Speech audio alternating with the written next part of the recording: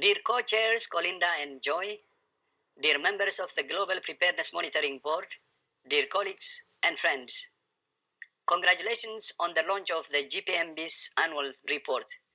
I thank our co-chairs and all members of the board for your dedication and leadership.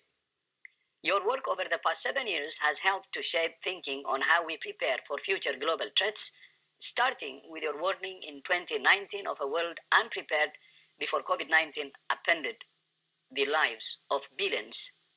And last year, you were the first to emphasize the need to think across social, technological, economic, environmental, and political drivers to understand pandemic risk, the STEP approach. Your work also helped to advance the WHO pandemic agreement and to change the way we approach preparedness in a volatile and multipolar world. It shows us how we can meet those challenges with foresight, solidarity, and commitment and prevent health emergencies from becoming global pandemics. Because preparedness is not a one-time task or a reaction to the last crisis. It must be a constant effort woven into policies, investments, and institutions across all sectors.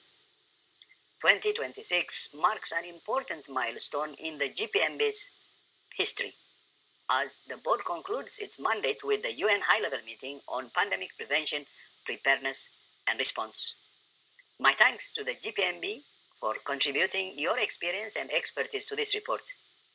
I ask all of you to read this report and act on it. Well, first of all, I'm awake. This wake-up call is wonderful, right? It's a great privilege to be on the podium with the co-chairs, with Lona, and of course I see many of the GPMB members in the audience, so thank you. I'm to talk about the second recommendation called measure. You know, the common saying says we cannot manage or improve what we do not measure. There's no question about that. And we cannot prepare for an unknown. We're blind to the risk. So measure is our second recommendation of the report, and perhaps one of the most important one that defines our ability to act before crisis strikes.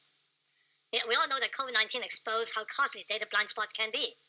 During COVID-19, we saw PE shortages, oxygen crisis, misinformation, hospitals under strain, and all unfolding faster than our ability to see or respond. So the information came too late. It's too fragmented, and to guide timely decisions. And that, in fact, is what we faced during COVID-19. So if you think about this, preparedness in this new era must be built on real-time visibility, on systems that we can see, understand, and manage risk as it emerges, not months after the damage has been done. So, result of COVID-19, many institutions were instituted to measure risk of pandemic, including the WHO Hub for Pandemic and Epidemic Intelligence in Berlin. We really need monitoring that's timely, integrated across sectors, and anticipatory, so that they can drive preventive and preemptive actions by the countries. So it must bring together multiple sources of data, health, as you heard, economic, social, environmental, into a single, coherent picture that leaders trust and will use to understand their own risk, track their evolution, and of course invest accordingly. We must harness the power of new tools such as AI, scenario planning, modeling, as well as simulations to achieve a whole new level of insight on pandemic risk. So our collective goal must be to reduce the impact of all pandemics when possible and prevent them altogether.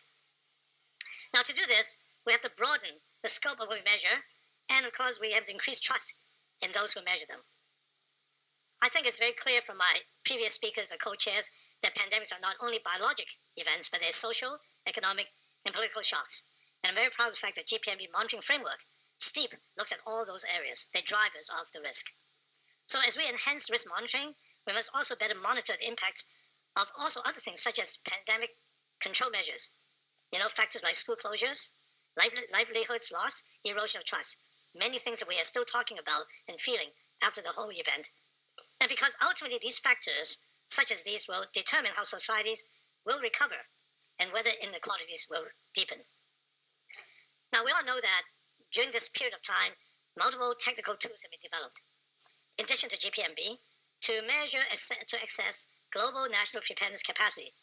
Among them, as I mentioned, the WHO Hub, GloPillar, PACT, Global Health Security Index, IPPS, and many others. Now, these tools focus primarily on country-level preparedness and response capabilities, and rely only on self-reporting data periodic evaluation, and historic performance. So very few tools have a consolidated, forward-looking assessment of evolving disease threats, cross-sectoral vulnerabilities, and dynamic drivers risk, which countries can use to improve their preparedness. Therefore, our challenge and opportunity is to bring all the power of all these tools together and complement it with data, insights from climate, environment, animal health, and travel, and trade sectors, among others, to build a trusted global pandemic risk monitoring mechanism that turns data into foresight and foresight into action. This is why the co-chairs and Sylvia Briand and myself wrote an article in Lancet on behalf of JPMB in July 2025 to say that we really need an observatory that is ongoing, real-time, multi-sectoral monitoring risk of pandemic risk, the idea of pandemic risk observatory. Now, this mechanism will bring together a diverse set of data streams, expertise, epidemiology to economics, from climate science to behavioral insights. Let me emphasize, this is not going to replace existing tools and measurements. Rather, it will enhance coherence, reduce duplication, and foster a culture of continuous learning and provide one-stop shop. That's the concept. Still a concept. But it will provide leaders with clear, actionable signals, turning complexity into clarity and uncertainty into preparedness. It's not about creating more information, more recommendation, or even a new mechanism of reporting, but rather it will create a dynamic system of insights and foresight to allow the world and national leaders to act faster, smarter, and more accurately in their own interest and that of the world. So, if we measure what matters, and we trust the institution in measuring them, and make those measures transparent, we can turn data into action, and uncertainty into confidence, and risk into resilience. I never thought that at this point in time, one would still need to continuously repeat the sentence that no country in the world can face the pandemic alone.